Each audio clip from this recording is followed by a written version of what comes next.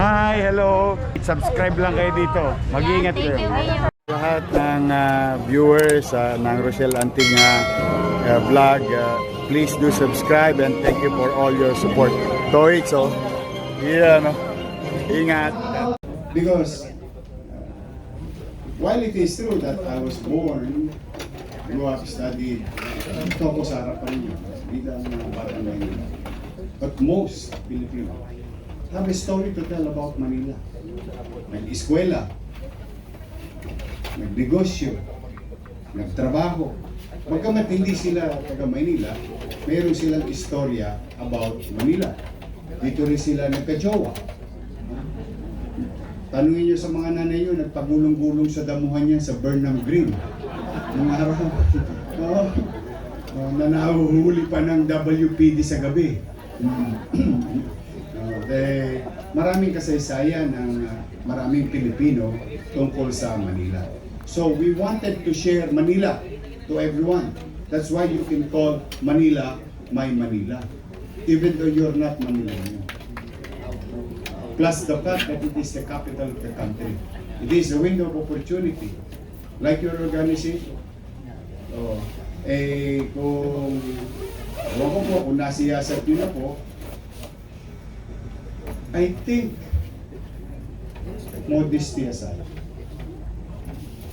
during our first term, and now second term, itong another term, first term ulit, baka magaya ko yung termino ninyo, maging apat na termino, may awaan Diyos.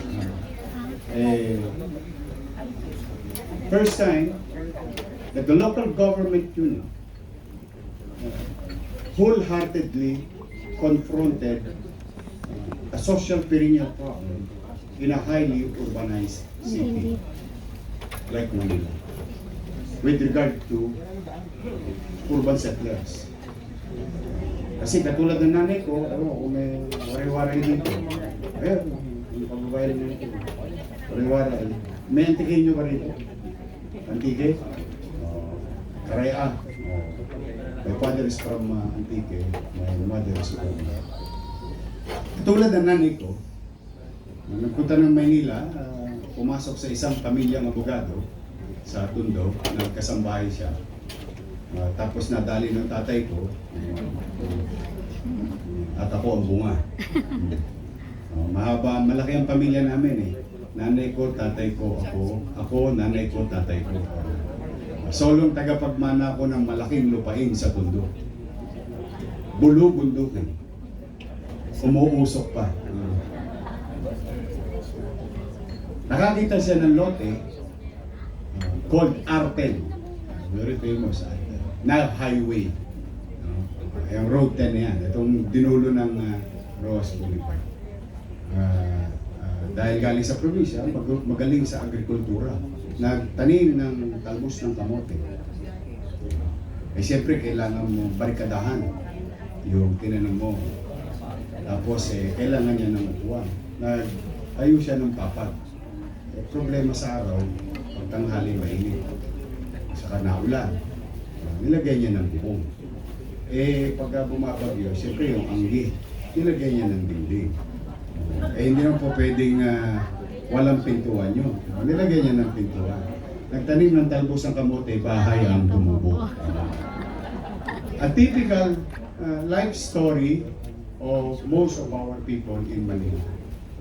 They went to Manila to look at it as a window of opportunity na aangat ang katatayuan nila, but they end up being what you call kami as a squatter.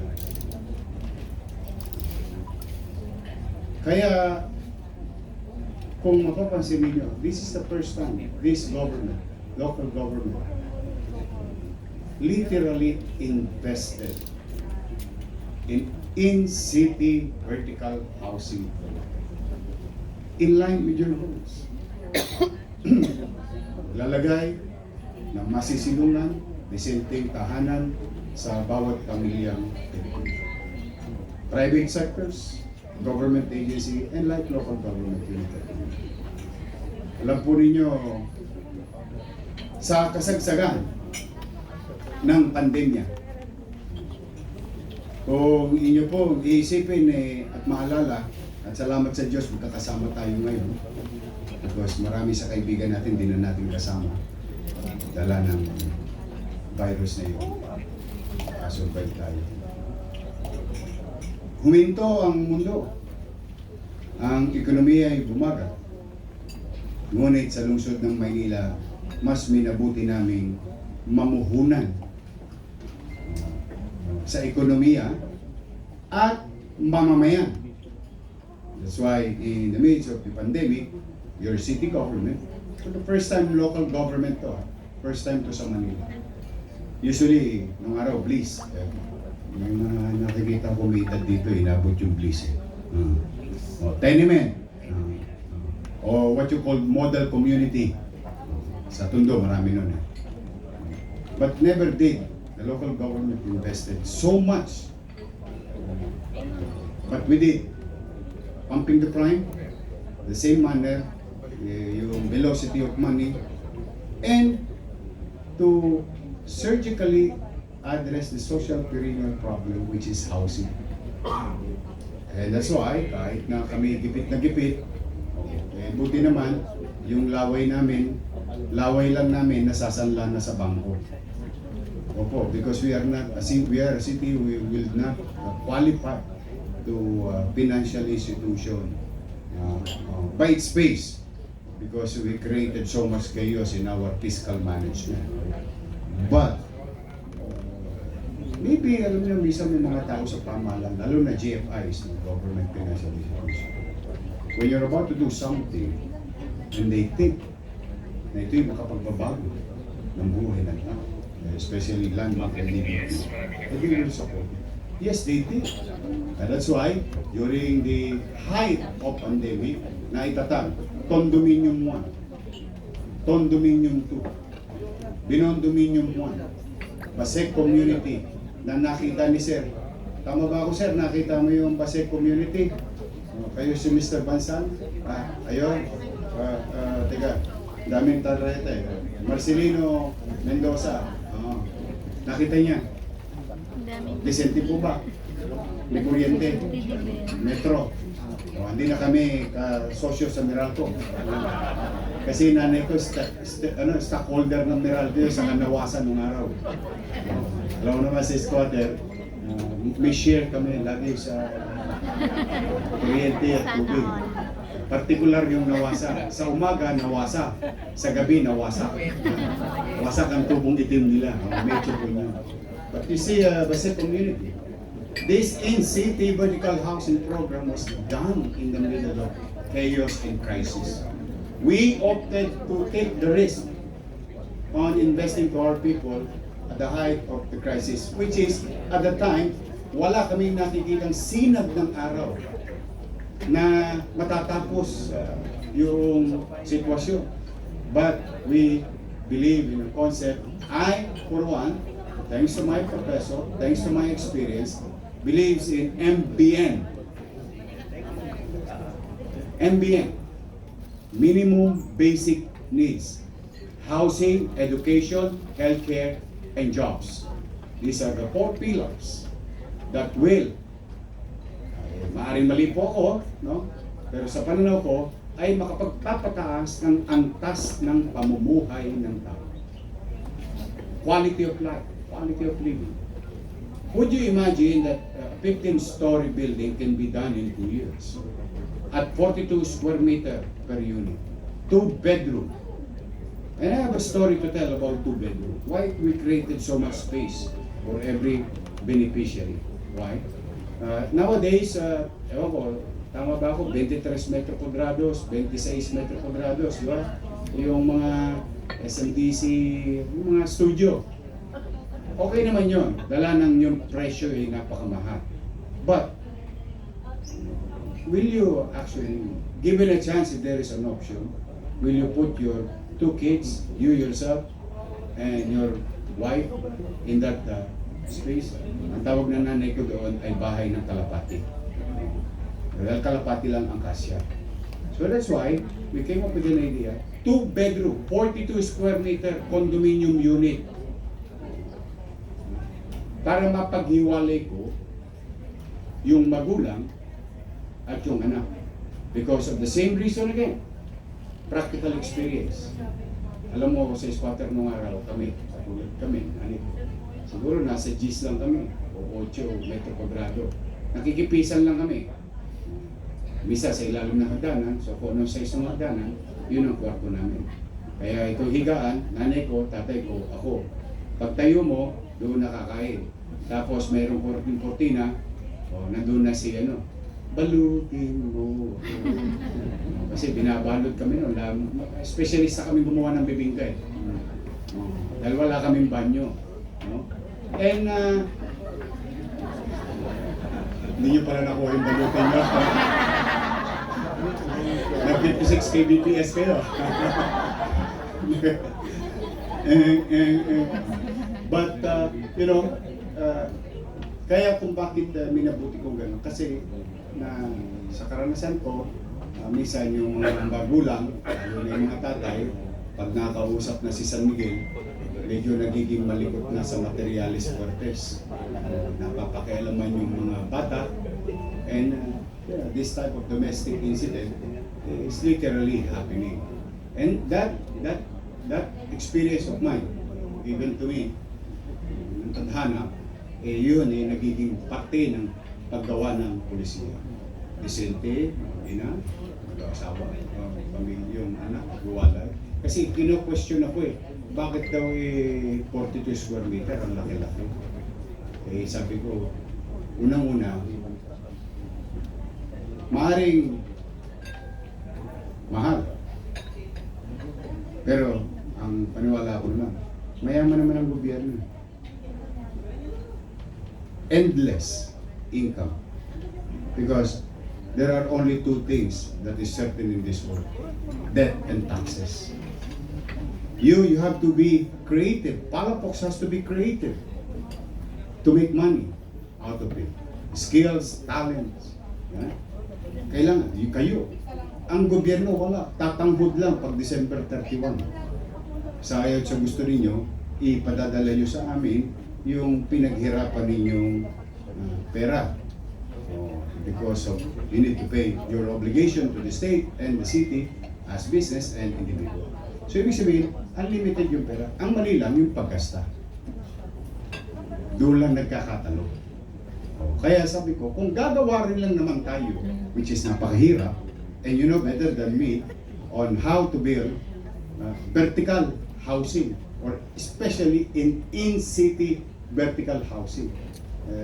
Napakamahal, komplikado, masikip, and all the challenges. And it's very expensive. But, alam mo, pag nakita mo naman yung ngiti ng pamilyang beneficiary, napawi na lahat ang gastos, uyat, pagod ng pamahalaan. Sapagkat ibinabalik natin ang dignidad ng pamilyang Pilipino. Dignity.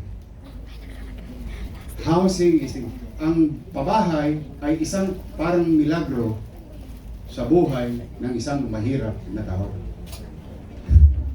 Kasi parang ang hirap makamit. 8 oras araw-araw, and so on and so forth. Lahat ng abilidad ginamit mo, pero ang hirap makabili ng bahay. Dahil sa talagang mahal. That's why, bilang squatter, nangarap na magkaroon ng sarili, kalaming mapaglaro ang tadhana. Ako'y nangangarap lang na magkaroon, kasi sinabi ng nanay ko, Scott, French word.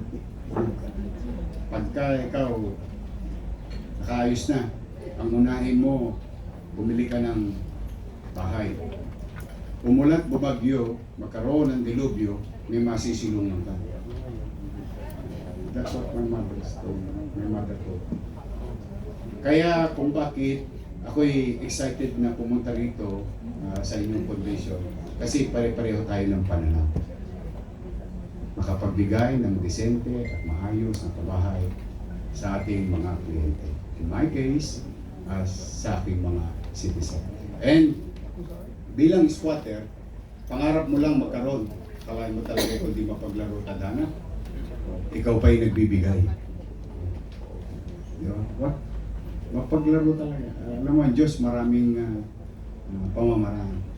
So I'm happy and honored and humble to share to you thousands of families already benefited because we did not stop. We continue to build Pedro Hill Residence, San Sebastian Residence, and San Lazaro Residence. Hindi na lang 15 story, 20 story na may swimming pool pa.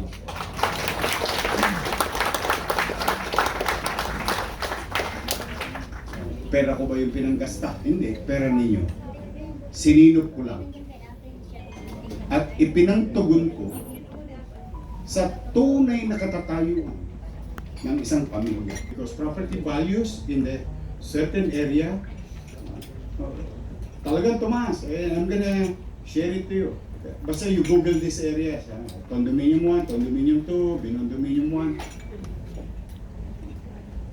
At tapos na namin lahat yun. At hindi lang siya panghirap. Pati working class naka-avail ng aming housing. And now, with this administration, new fresh mandate from the people of Manila, we just groundbreak about before the last quarter, no? Ng taon ng 2025. Hindi pa ako nag-iinit sa upuan para na sinisilihan ng WebEx ko na itayo namin yung long-term plan namin na ituloy. Binuksan, groundbreak, Binondominium 2. Para magkaroon kayo ng visual kasi Binondominium 1, Binondominium 2, ang future siya 3, 4, 5, 6. Because itong beneficiary dito ay yung squatter sa gitna ng island sa Binondo, San Nicolas. So hindi na kailangan itapon to disenfranchise the people somewhere else. Here, they will receive housing and go to the same school, the same health center, and the same working place, like Pierre and Recto. So, tama si Lee Kuan Yew. Because the concept of Manila's in-city vertical housing program is 99 or 98% copy-paste ng HDB. Parehong-pareho. Kaya makikita nyo sa baba, walang unit. Hindi ako naglalagay ng unit sa baba. Kasi ang tao, ang tendency, i-extend.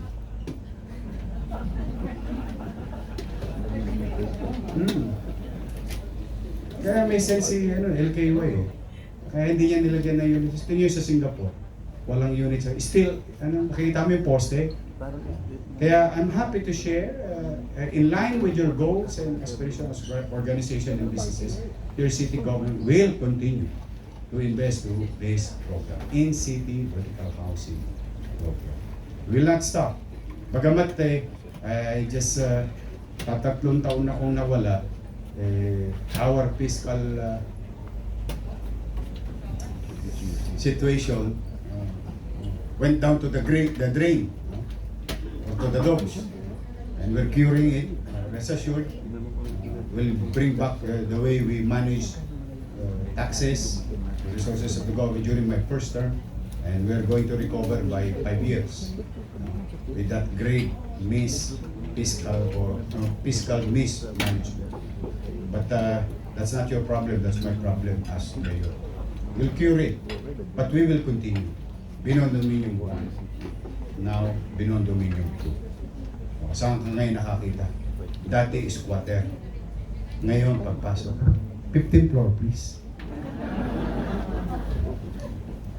Saan kayo nakakita? Nagbabaha, flood control. Baha. Sabi ng aking mga beneficiary, kamusta kayo dyan? These are the type of, kidding aside, yung ligaya ng utaw na siya may masisilungan. MBN, housing, education, healthcare. We build hospitals, fully air-conditioned hospitals. 10-story, fully air-conditioned hospital ng Manila. Malapit lang dito. Kaya tabi nun, Tinatatag naman namin. Pamantasan lungsod ng Maynila College of Medicine. Yung lumang ospital, dinudurog ko ngayon. Kasi yun ang endgame dun eh. Ospital, yung lumang ospital, durugin galing eskwela, gamiting eskwelahan para magkaroon ng espasyo ang PLM sa College of Medicine. Albert Elementary School. Mamaya, papunta nyo sa top avenue. Tingnan nyo, Manila Science. Albert, magsaysay, nirevive ko. Pero 3 taon ako bago umalis, 5 palapag na. 3 taon na tapos 5 palapag ako nung bumalik eh. It's supposed to be 10-story. Almario Elementary School. Why are we building so much space vertically? Because in a highly urbanized setting, and you know better than me, space very expensive and rare commodity like Metro Manila, and particularly Manila. So rest assured that your city government, kung meron mang nagbabayad ng buwis dito sa negosyo nila, pumanatag kayo, pipilitin namin maging masino, episyente sa paggasta. Yung nakikita ninyo dito sa harap ng Bayview, makikita ninyo yung mga open green space. Nandito yung ano namin pero kaming i-study rito eh. Makikita niyo yung mga bamboo dyan. Yan yung pinepeg namin. It's going to be all over the city of Manila, 100,000 of it.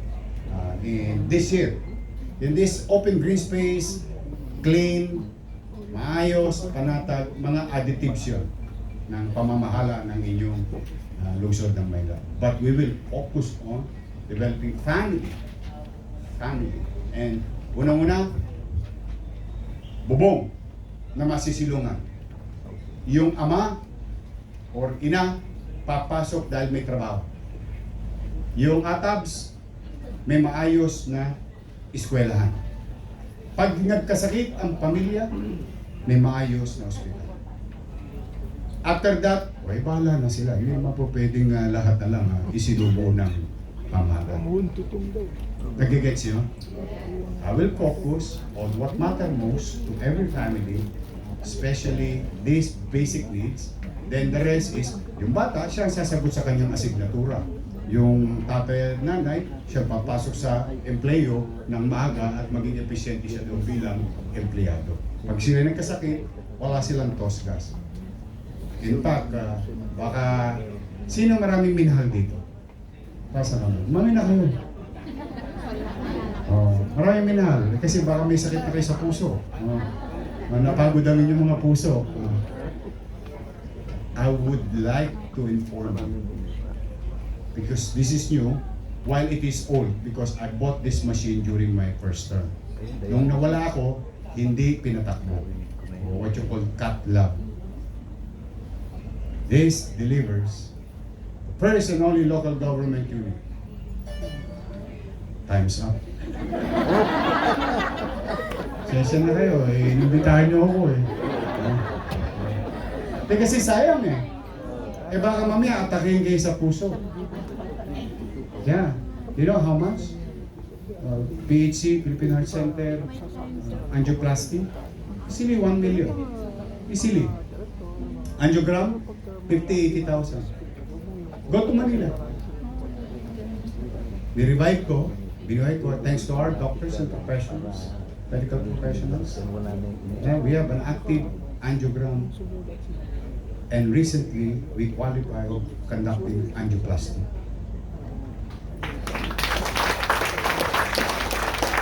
So katulong na kami ng national government through PHC, Philippine Heart Center, UPPGH, magagaling yung mga yan. Meron na kayong pangatlong option. Kaya alam ko minsan sumasakit ang inyong puso at nagdurusa, baka lumala, patusok nyo sa amin, sisilipin namin, o kung maluwag pa ba yung mga ugat-ugat, pag may bara, tirahin namin. Our 2 patients, successful patients, angioplasty. Cost each, 975,000. Total bill, 0. 0. At hindi pa namin masyado nagagamit sa PhilHealth yan. Kasi pag elective, walang reimbursement. Kasi I think kailangan atakein ka muna bago ka... hindi ko mag-gets yun eh. Pero ako gusto ko, patira ka na kung may nararamdaman ka. Wala kang toskas. Uy, may bara. Bigyan na kita ng step. Gusto mo 2, 3, 4. It doesn't matter to us. Mabuhay ka lang.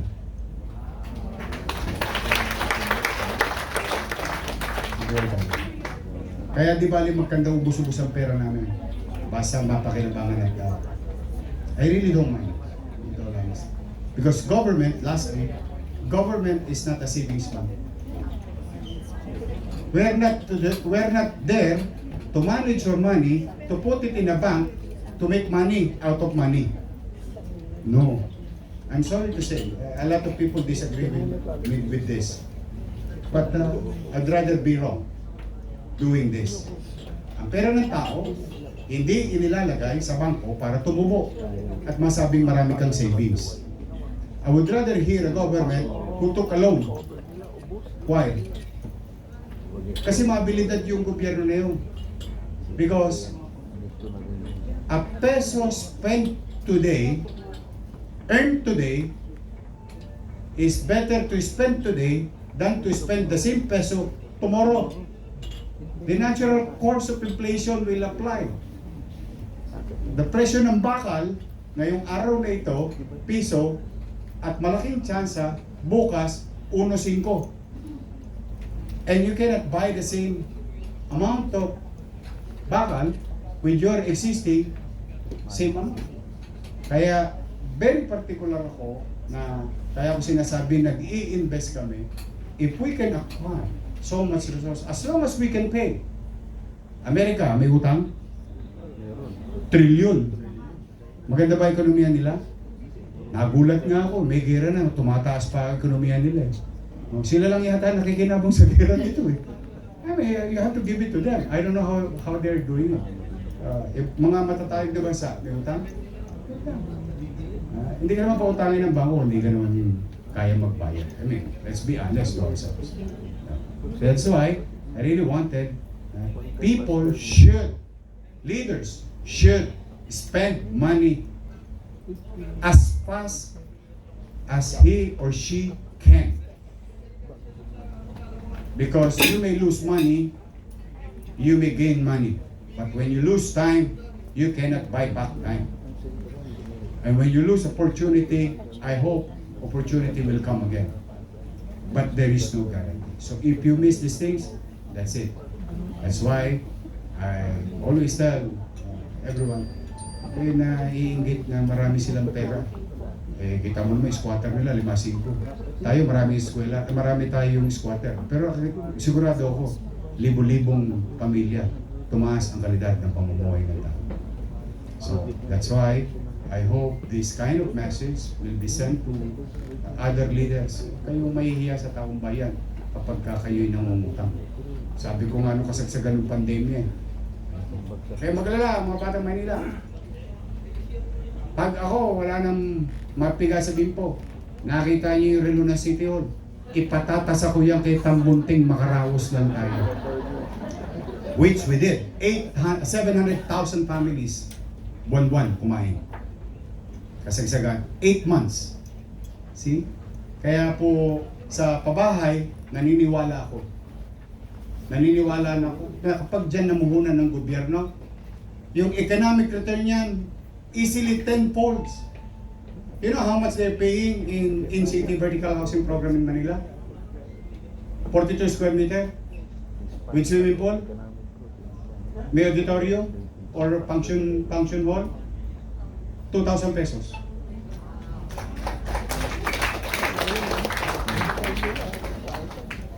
Pero may catch. Because you paid your taxes, I need to protect it. Because there are some individuals also abusive. Anong catch? No ownership. Not even rent. I'll share you an idea, baka magamit nyo rin. May share nyo sa inyong mga alkalde. 2,000 pesos a month. No ownership. But there is virtual ownership. Habang nabubuhay ka at tinutugunan mo yung 2 bulig buwan-buwan sa gobyerno, walang makapagpapalaya sa iyo. Nagpantay na ang paa mo. The rules on family code under the rules of succession will apply. Yung pamilya mo ay mananatili na benepisyaryo ng pabahay ng Maynila. So, ipipikit mo ang mata mo na may kapanatagan bilang isang magulang na may mauwian ang iyong anak at apo. Now, what happened to 2,000 pesos? Isang araw, lumago ka na. Dahil yung dati nagbabayad ka ng 8,000 na upa, dahil kay nangungupahan at nagbenepisyaryo ng In-City Vertical Housing Program ng Manila, nakatipid ka ng 6 na bulig. At yung 6 na bulig mo, maabilidad ka. Hindi ka bumili ng iPhone. Masaya ka na sa Oppo. Hindi ka namuhay ng marangya. At ginamit mo yung katipiran or savings sa mga instrumentong makapagpapalago pa ng iyong pinaghirapang salapi. Then, lumago ka, umalis ka na. Aalis ka na at isosurrender mo na yung unit. Lahat ng hinulog mo, isosoli ko sa'yo.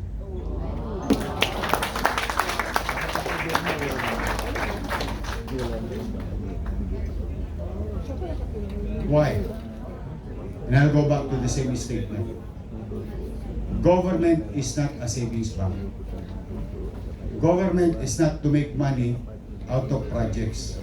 Projects should be considered as public service. Oh, nawalan ba kayo ng pera bilang taxpayer? No. Who owns the property? Who owns the government? Who funded the government? Sa property pa rin natin.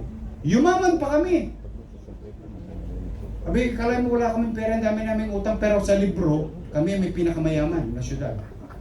Bakit? We created wealth. Appreciation. Nagets nyo? Oh, nadali mo na. Iyo pa rin. Yung taxpayer, panatag, na hindi napariwara yung buwis yung pinaghirapan kasi inabuso ng 1 o 2 taong pagkabigay sa kanya ng property, ng award, ibinenta. At maghahanap ulit ng kalsada at tulad ng nanay ko, magtatanim ng talbos ng kamote. Gets nyo? Kaya kung tinatawag siyang social perennial problem because it's a habit. Bibigyan ng bahay sa Cavite, sapang pal. Naalala ko nung araw, taga-tagatan, sapang palay, and so on. Tapos pagkayari, pagka-award, nalatagan ng 100 bulig. Malaking pera yun nung dekada 80. Paldong-paldo ka na ngayon. Lalo ito condominium, 5-7 million. Ano sabi ng Creba, Cesar? Mga 5 to 7 million, no? Yung unit cost ng value ng 42 square meter natin. Paglatagan mo ng kalating milyon yun, naku, puro dollar na matanong. Oh, kakalawiti yung 500 bulig, may pumili, tapos balik ulit sa spot. Dito hindi. So protected. Tapos may nasilungan kang disente, nakatipid ka, umangat ang buhay mo, gusto mo nang lumuwag ang bahay mo, nangarap kang bumili ng sariling iyo. O tapos susosoli ko pa yung principal. And the good thing, so it's going to be trust fund. Nakatenga yun. O, di bumili ako ng instrumento that generates money out of their money. Tinuruan ko sila mag-impok, tinuruan ko sila maging obligasyon. Matuto ng obligasyon na ang pamumuhay ay hindi libre. Pero hindi ko kinamkam o pinag-interesan yung salaping kanilang pinaghirapan, ibinalik sa kanila. So, minus interest. Because the interest will go to the maintenance. Sustainable? Yan ang housing project namin. So, I hope I've shared something for you today na kaya ko sinabing 95 or 98% kasi sa HDB may equity, may ownership. Dito wala. The people of Manila, the taxpayer of Manila, still owns the property. The city of Manila created value, and the people of Manila tumaas ang antas ng buhay. Kaya yung organisasyon nyo ay napakahalaking halaga bilang isang samahan sa ating lipunan na makapagbigay ng affordable housing. Huwag kayo matakot na hindi na kayo mabentahan dahil sa Maynila. I cannot catch up with you because, you know, private sectors is more active and aggressive because isa lang ang problema nyo. Magtayo ng bahay at magbenta ng bahay. Tama, mali. Ako marami. May hospital, gamot, police, dugyot, kriminal, tolonges, every single day. So, rest assured, no? As a matter of some level of assurance, in the city of Manila, we'll continue to align ourselves with your national goal, your organization, and the national government's goal. Pabahay. Pabahay. Pagbabalik ng dignidad sa pamilyang Manileño o Pilipino.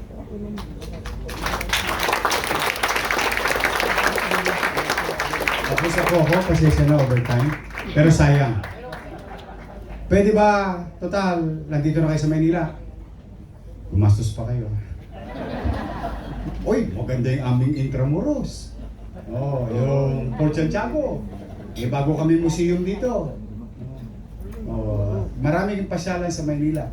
Sino ang gusto bumili ng karaoke? Takay sa Raon. Sino gusto bumili ng tela? Takay sa Tabora. Divisoria. Gulay, mamayang gabi. Marami kayong mabibili sa Maynila. Sa Maynila, we don't produce anything, but we distribute everything. Kaya, muli, welcome po kayo sa Maynila at gumasta pa kayo ng marami nang umunlad ang aking mga negosyante sa lungsod at sila'y makapagbigay pa ng additional na trabaho sa mamamayan. At pagdating ng December 31, we'll send them the bill. Magandang umaga po. At palain nawa kayo ng Kong Megapal. Maraming salamat. Manila, God first. Thank you. Thank you sa inyo, pati sa mga viewers nyo and followers nyo. Oh, marami na kayong aabangan. Yes, excited Handa na po ba kayo kami. mapuyat? Yes naman, your man. Ay makapagpasalamat sa inyong lahat. At sa ating mga vloggers, shout out sa lahat ng vloggers. You survive. Abonado pa kayo. Thank you very much sa inyo, ha? Hi, hello. Subscribe lang kayo dito. Mag-iingat kayo.